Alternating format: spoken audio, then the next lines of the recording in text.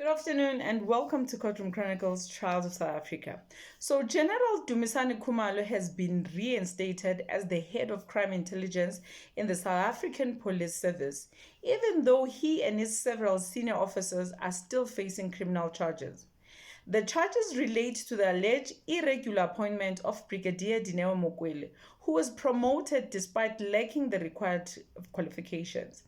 Four other senior crime intelligence officers who are also facing charges have been reinstated as well.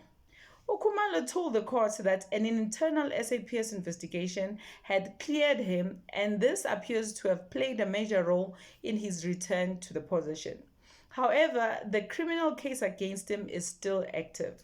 His latest court appearance was on the 6th of November 2025, where he and his co-accused were asking the court to relax their bail conditions. These conditions currently prevent them from entering any crime intelligence premises, which they argue makes it impossible to perform their duties. At the same time, Khumalo is a key witness at the Madlanga Commission of Inquiry, which is investigating political killings and corruption within the SAPS structures in KwaZulu-Natal. His testimony has included serious allegations about criminal syndicates and compromised officials inside specialized police units like the Hawks.